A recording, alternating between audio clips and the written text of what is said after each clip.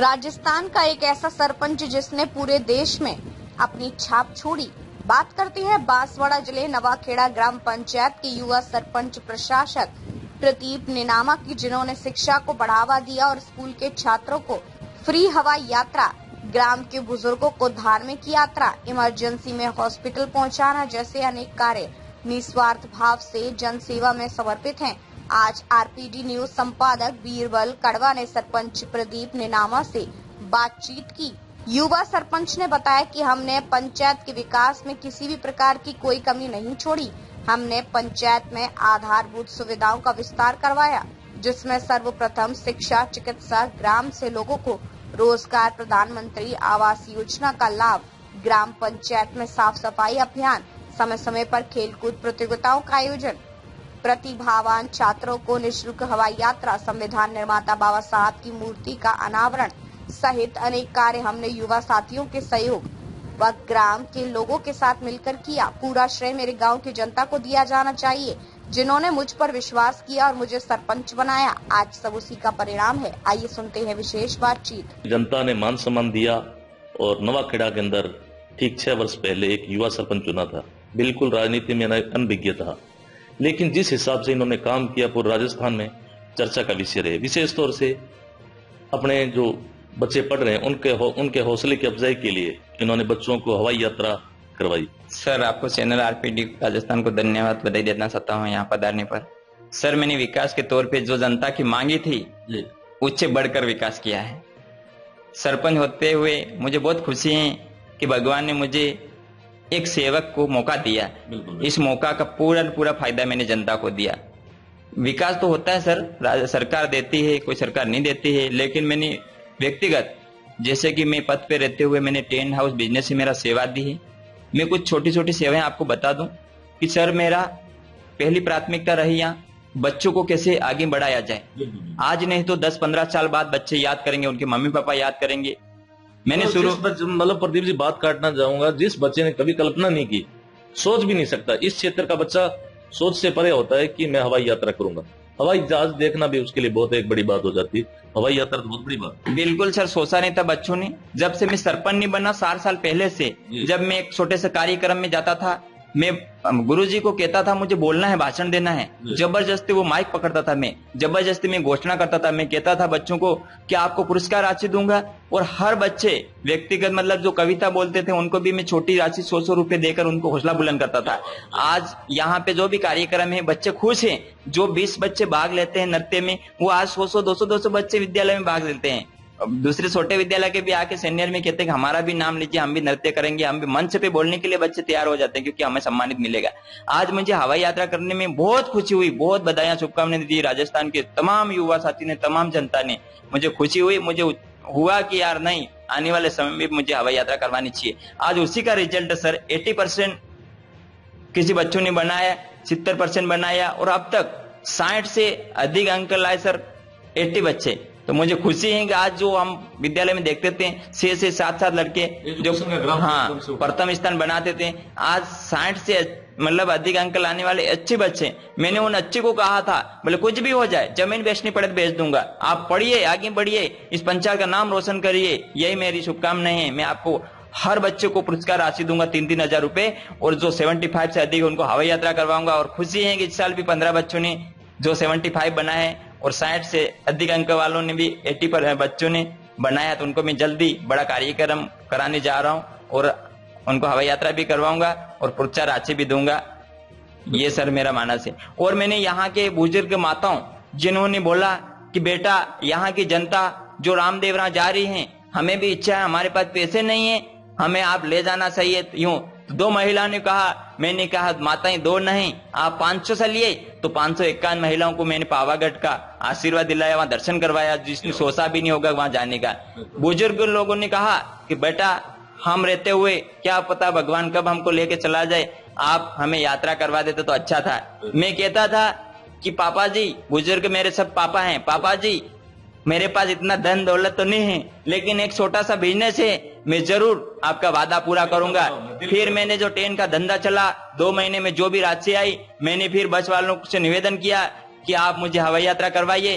फिर हमने 11 दिन की हवाई यात्रा की शुरुआत की। आज 6वां साल हो गया और आने वाले समय में भी और भी हवाई यात्रा कराएंगे बच्चों को। और आने वाले समय में जो भी हमारे जो भाई बुजुर्ग युवा साथी धार्मिक यात्रा करना चाहते हैं, जो देखना चाहते हैं 11-12 जिलों में, उनको और घुमाऊंगा। पहले भी घुमाए सर। अब तक मैंने पंचायत के लगभग हर परिवार के सदस्यों को मैंने इस राजस्थान में घुमाए हैं, यात्रा करवाई है। इसके बाद जो विश्व आदिवासी दिवस होता है, जो पहले अलग अलग मनाया जाता था, आज हमारी पंचायत के तमाम पार्टी के लोग जो एक गादम पे बैठते हैं, मैंने सोचा ये युवा आके मेरे गांव के, उन्होंने बोला कि सरपंच जी हमें टी शर्ट चाहिए।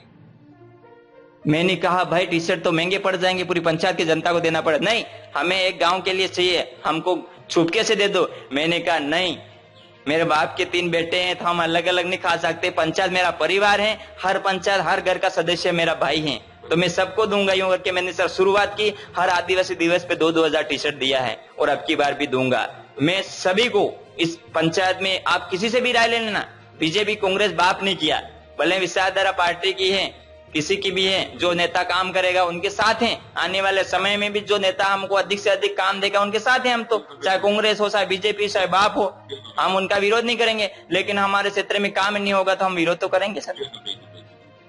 इसलिए मैंने कहीं कमी नहीं छोड़ी। जब बीमार, कोई डिलीवरी, कोई एक्सीडेंट सर, यहाँ एम्बुलेंस समय पे नहीं पहुंच सकती, मुझे फोन करते हैं बेटा हमें बचा लीजिए, आप आइए, यहाँ पे डिलीवरी का केस है, तो मैं सर खाना खाते हुए भी थाली रख देता हूँ, दौड़ पाता हूँ। ये जनता गवाही है। आज तक मैंने 2023 केस छोड़े सर 5 साल में। जनता की सेवा दी फूल तन मन धन से। और किसी गरीब माताओं के घर में तेल मिर्ची मसाला नहीं होता है, सुबह मेरे घर आते हैं, बेटा मुझे तेल लाना, चक्कर लाने, चाय पाती लाने, मुझे 500-1000 रुपए का सहयोग कर दो। बिल्कुल मेरे घर आया, चाहे मेरे पास पैसे हो नहीं हो, मैं इनकी सेवा करता हूँ सर, मदद करता हूँ। मेरे आंखों में आंसू आ जाते हैं, ऐसे लोग मेरे घर प्रवेश करते हैं। बच्चों की, किसकी विधवा महिला है, किसी की गरीब स्थिति, पढ़े के लिए पुस्तक ही नहीं, कपड़े नहीं, उनकी भी सेवा मैंने कई सालों की सर, आगे भी करता रहूंगा। और पहली प्राथमिकता इस पंचायत में मकान हो, आवास हो, कुब हो, हमने 1 रुपया भी किसी से फोटो खींचने के लिए भी नहीं लिया, निःशुल्क सेवा दी है। वही खुशी है, भले मैं पद पे रहूं नहीं रहूं, यहाँ के जनता याद करे नहीं करे, लेकिन मैंने एक नाम करा इस पंचायत में कि एक हट के सर पूरे राजस्थान के अंदर आपका नाम रोशन हुआ है इन एक आपके विचारों से, और जो आपके विशेष तौर से कार्य है। सरपंच कहाँ विकास करे, पंचायतों में सीसी सड़कें वगैरह ये तो चलती रहे, लेकिन आपने जो अनूठे उदाहरण पेश किए हैं, एक तरह से निःशुल्क चिकित्सा सुविधाओं का विस्तार करवाना है, या बच्चों को शिक्षा के प्रति जागरूक है, हवाई यात्रा है, ये फैसले एक तरह से कड़े फैसले होते हैं। इनमें क्या कि जेब भी गर्म होनी चाहिए। बिल्कुल सर, पैसे सही है तभी आदमी चल सकता है। बिल्कुल। लेकिन मैंने भ्रष्टाचार के नाम से एक भी व्यक्ति के पास 1 भी रुपया नहीं लिया। मेरा तो भगवान से किस्मत है, 10 हाउस बिजनेस है सर, उच्च चल रहा, मेरा बिजनेस अच्छा चल रहा है। इस क्षेत्र में एमपी में जाता है, 10 कहीं भी मतलब दूर दूर जाता है, तो उससे बिजनेस से मेरे को यूं नहीं लगता है कि मेरे घर 10,000 रुपए रख दूं। मुझे ऐसा ही होता है, मेरे पास 50,000 रुपए आगे, लाख आ गए, मेरी इच्छा हो जाती है कि अब क्या करना चाहिए। मेरे को घुमाने में अच्छा लगता है सर, हर व्यक्ति को मदद करने में अच्छा लगता है सर, गरीब की सेवा करने में मुझे अच्छा लगता है। अब मैंने सोचा कि हमारा भ्रमण हुआ था सरपंच का, वहां एक सरपंच ने कि अंबेडकर की मूर्ति डाली, तो फिर मैंने सोचा कि यार ये अंबेडकर की मूर्ति भी मैं डाल दूं। यहाँ के लोगों ने कहा था सरपंच जी हम राशि दें आपको, सहयोग राशि दें। मैंने कहा 1 से भी मेरे को सहयोग राशि की जरूरत नहीं, क्योंकि मैंने आज तक जीवन में सहयोग राशि किसी से नहीं मांगी, तो मैं क्यों लूंगा। मैंने सर एक अंबेडकर की मूर्ति भी डाली है, बहुत अच्छा लगा, वहां लोग जाते हैं माल्यार्पण करते। अपने अम्बेडकर जयंती के उपलक्ष्य में। जी सर। और सरपंच साहब अगर बात करें विकास की दृष्टि अपने पंचायत में विशेष उपलब्धियां क्या रही? विशेष उपलब्धियां यहाँ पे हमने सर हॉस्पिटल जाने की समस्या है, तो यहाँ हमने सब सेंटर खोला है सबसे पहले। और सर हम यहाँ कई सरपंच रहे, वो कंट्रोल नहीं ला सके। यहाँ की जो गेहूं की सामग्री है, जो अन्य सामग्री है, वो लेने के लिए यहाँ से पड़ोसी पंचायत वीरपुर जाते थे लोग। मैंने सबसे प्राथमिकता कंट्रोल इश्यू करवाए, मैंने पंचायत में हम कंट्रोल लाए। या नेटवर्क की समस्या थी सर, 2 टावर लगाए हमने, अब उनका फायदा लोगों को मिल रहा है सर। जी सर। इसके अलावा अगर बात करें पंचायत के अंदर जैसे विशेष तौर से बजट के मामले में अगर बात करें, बामणी जी का ऐसा सुनने में कि काफी सहयोग रहा, उसको लेकर क्या कहना चाहिए? मैं सबसे पहले बामणिया जी को आभार व्यक्त करना चाहता हूँ। क्या कह सकता हूँ सर, कहने के लिए शब्द नहीं, उन्होंने जो दिया बहुत कुछ दिया। बामणिया जी ने जब मंत्री थे कि जब मैं जाता था लिख कर कागज देता था, व्हाट्सएप के माध्यम से भेजता था, तो 8 दिन में स्वीकृतियां आ जाती थी और कहते थे प्रदीप क्या चाहिए बताइए। 2 बिरादरियां मांगता था तो 4 दी, 10 हैंडपंप मांगता था तो 20 दिया, 50 कुएं मांगता था तो 6 कुएं करवाए। तो आज उनकी देन है सर, याद रहेंगे। बामुनिया जी को भी हम याद करेंगे सर, नहीं भूल पाते हैं। अभी भी साथ साथ कंधे से कंधा मिलाएंगे। बिल्कुल सर, जिसने काम किया उसके साथ है सर। वर्तमान में बजट दिया, बजट सर दिया, अभी भी बजट दिया, मुझे बिरादरियां दी सर, स्कूल के कमरे दी हैं, दिया तो दिया, गाटा कटिंग भी दिया सर। जी सर। अब नवाखेड़ा को किस रूप में देखना चाहते हैं? राजस्थान के हालांकि ऐसे काम कोई भी नहीं छोड़ा, फिर भी नवाखेड़ा पंचायत को राजस्थान की किस दर्जे की पंचायत में? मेरी सर जो कार्यकाल आने वाला आ रहा है, मेरी प्राथमिकता है कि गत 6 वर्ष एक और बिजनेस, मेरा कोई भी धंधा खोलना चाहता हूं मैं, उस बिजनेस से, टेन हाउस से मैं इस पंचायत को एक नए रूप में ले जाना चाहता हूं। एक इतिहास में पहली पंचायत है, मॉडल पंचायत बनाना चाहता हूं। मेरी पहली प्राथमिकता रहेगा आने वाले समय में कि मैं 108 की तरफ एम्बुलेंस लगाऊंगा। पंचायत में हमेशा 24 घंटा वो जनता की सेवा करेगा। पंचायत के अंदर निजी सर। इसके बाद मेरी दूसरी प्राथमिकता रहेगी, हर घरों में, हर डामर सड़क पर जो सिटी में लाइट लगी है वो लाइट लगाना चाहता हूं सर मैंने, और हर गांव में कचरा पात्र रखना चाहता हूं। हर शमशान घाट पर जाने की समस्या होगी, सड़कें बनाई है, शमशान घाट बने, फिर भी वहां जाने की गाड़ी की सुविधा करूंगा मैं, जो निधन हो जाता है उनके ले जाने के लिए, और हर शमशान घाट पर पानी की व्यवस्था भी करूंगा। और विद्यालय को, जब मैंने अभी विकास में कमी नहीं छोड़ी, पर इस पंचायत में जो भी विद्यालय है, पहली प्राथमिकता रहेगी उस विद्यालय में अधिक से अधिक कमरे बढ़ाने की, उस विद्यालय में एक अलग ही रूप जगाने की, पूरा खर्च टेबल को जो मॉडल बनाने की मेरी प्राथमिकता रहेगी। और हम लाइब्रेरी, बहुत अच्छी लाइब्रेरी बनाना चाहते हैं, अभी बना देंगे सर, ज्यादा समय नहीं, 4-6 महीने। ऐसा सुनने में आया कि शासन महोदय से बजट मिला।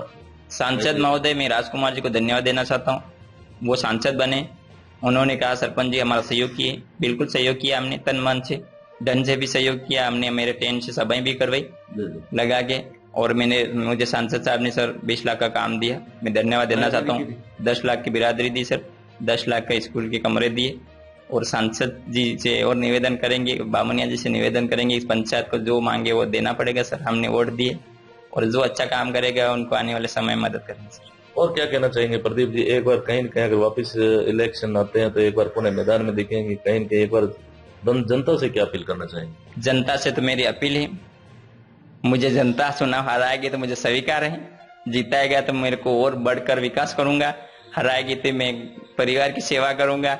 लेकिन मुझे उम्मीद है कि हार की बात नहीं, जनता ने पूरा मूड बना लिया। जब 500 लोगों ने मुझे वोट दिए थे, जैसे कि विधायक चुनाव हुए 1500 लोगों ने वोट दिए, सांसद का चुनाव हुए 1600 लोगों ने वोट दिए मेरे कहने पे, तो सर 4 गुना वोट मिले, तो जनता ने तो मूड बना लिया, चाहे चुनाव आज हो जाए चाहे बाद में हो जाए, पहली लीड होगी जिले में तो वो होगी प्रदीप इनामा की, ये मुझे विश्वास है। और सब जनता कहते हैं नहीं बेटा आपको लड़ना चाहिए, मैंने मना भी किया, मुझे आप ऐसे ही सेवा करने का मौका दो, मेरे को चुनाव नहीं लड़ना, फिर भी जनता ने कहा नहीं बेटा ऐसी बात मत करना, सेवा करनी चाहिए आपको। तो ये थी हमारी खास मुलाकात ग्राम पंचायत नवाखेड़ा के जुझारू कह सकते हैं, दानदाता कह सकते हैं, समाज सेवी के, मतलब कहें उतने शब्द भी कम पड़े। जी, क्षेत्र के लिए सर मेरे एक छोटी से मांग है इस राजस्थान सरकार से कि समय रहते हुए इस क्षेत्र की जनता की मांग है, मेरी ही मांग नहीं, इस क्षेत्र सूखा एरिया है सर, या अभी गर्मी के टाइम में देखो आप कैसा लग रहा है, कि मुझे यहाँ पे सरकार से यही निवेदन है, यहाँ नहर जा रही है, वेड़िया होते हुए सामरिया होते हैं, यहाँ से लिफ्ट हो जाती है, इस क्षेत्र को पानी मिल जाता है, तो हमसे बीजेपी की सरकार हो तो उनको भी धन्यवाद देते हैं। और बीजेपी की सरकार से निवेदन करना चाहते हैं कि पंचायत समिति पहले भी प्रस्ताव में ली थी लेकिन किसी कारणवश नहीं बनी, तो हम तो और निवेदन कर रहे हैं, इस क्षेत्र की जनता, आज जनता जा रही हो जा रही है, बहुत समस्या सर, एक्सीडेंट का सामना करना पड़ता, दर्द दुख है। हम भी पहले बच्चों को अगर बात करें एजुकेशन के लिए, कॉलेज के लिए भी कॉलेज की समस्या, आज देखो सर मेजपुरा से 45 किलोमीटर 50 किलोमीटर दूरी पे बच्चा जाता है, तो वो बेचारा दूरी पड़े छोड़ के गुजरात जाना पड़ता है, ये मजबूर है यहाँ के युवा। इसलिए हमारी तो 3 मांग है सर, प्राथमिकता कॉलेज खोल ली जाए, यहाँ पे पंचायत समिति बने जाए, सिंचाई हेतु पानी दिया जाए। हम पहले, मैं प्रदीप इनाम पहले यहाँ को सीएम साहब की सभा हो तो आगे बढ़कर उनको सम्मानित करूंगा, उसमें यहाँ के युवा कोई कमी नहीं छोड़ेगा, धन्यवाद देंगे, बधाई देंगे, लेकिन आने वाले समय में उनको रिजल्ट भी अच्छा मिलेगा अगर ये 3 काम हो गए। अगर ये 3 काम नहीं हुआ तो जनता आने वाले समय में मुंह तोड़ दबा देती। और क्या कहना चाहेंगे, और कुछ कहना चाहेंगे इसके अलावा क्षेत्र को लेकर? क्षेत्र में सर युवा साथियों से मेरा निवेदन है कि आप हेलमेट लगा के गाड़ी चलाएं, दारू शराब ना पिए। मुझे दुख है कि यहाँ रोजगार नहीं चल रहा है, कि रोजगार नहीं चल रहा तो मजबूर होकर यहाँ की जनता गुजरात काम करने के लिए जाती है, तो वहाँ एक्सीडेंट का सामना करना पड़ता है सर। पहले वगैरह का कोई बुजुर्ग मर गया, हमारे रानी मनी का सोहनलाल जी एक्सीडेंट होकर मर गए, या दुख दर्द है, वो नहीं मरे, हमारा भाई मरा है सर। तो मेरा तो सरकार से निवेदन है, समय पे रोजगार दे जनता को, यहाँ की जनता को रोजगार मिलेगा तो वो गुजरात नहीं जाएगा। मैं तो सरकार के कहना चाहता हूँ, गुजरात कौन सा राज्य है, वो भी एक देश का राज्य है, राजस्थान भी एक देश का राज्य है। जो गुजरात में 700 से 700 हजार पगार मिलते हैं, वो पगार इस राजस्थान में भी मिले। सबसे ज्यादा यहाँ कमी बांसवाड़ा डूंगरपुर के लोगों को। तो मैं यही कहना चाहता हूँ कि यहाँ पे रोजगार की पगार बढ़ाई जाए, और जो लोगों का दिन है 121 दिन थे, अभी 21 कर दिए। तो मेरा सरकार से निवेदन है कि 200 से 300 दिन किया जाए, ताकि लोग रोजगार पे 2 पैसे कमा के खेती बाड़ी कर सके। यही मेरा निवेदन है। आज देखो सरकारें क्या हालत कर रखी, पेट्रोल आजकल महंगा हो गया, 3 रुपए बढ़ा दिए, और यहाँ पे जनता के लिए तेल, खाने पीने के लिए तेल की बढ़ा दिया, अपन मीठा तेल बढ़ा दिया। कई सर बहुत बड़ी प्रॉब्लम है, कई समस्या है जनता के लिए। ये तो वैश्विक परिस्थितियों की वजह से। जी सर, वो तेल है सर, फिर भी ज्यादा ही महंगा हो रहा सर। परेशानियां आती हैं, सरकार को मेंटेन करना चाहिए। आज देखो एक दुख है कि पुलिस प्रशासन जो सालन काट रहे हैं, वो सरकार के कहने से काट रहे हैं। कि मुझे रास्ते पे जाते समय ये दुख होता है कि युवा जो गरीब होते हैं बेचारे, गुजरात से कमाते हैं, आते हैं बांसवाड़ा जो जाते हैं सिटी में सर, 300 रुपए की पगार मिलता है। वो बेचारा शाम को लेट आता है टिफिन लेके, किसी के पास लाइसेंस ना हो, किसी के पास हेलमेट नहीं हो, उसका सालन काटे, हमें कोई दिक्कत नहीं। लेकिन सर हेलमेट होगा फिर भी उनको लाइसेंस नहीं, ड्राइवर लाइसेंस नहीं, ये वो करके उसको सालन काटता। सर मेरा तो निवेदन है, सालन काटिए आप, स्वागत है, 200 रुपए का काटिए सर। लेकिन किसी को 1000 रुपए का काट देते हैं, 2000 का काट देते हैं सर, बहुत स्थिति गंभीर है।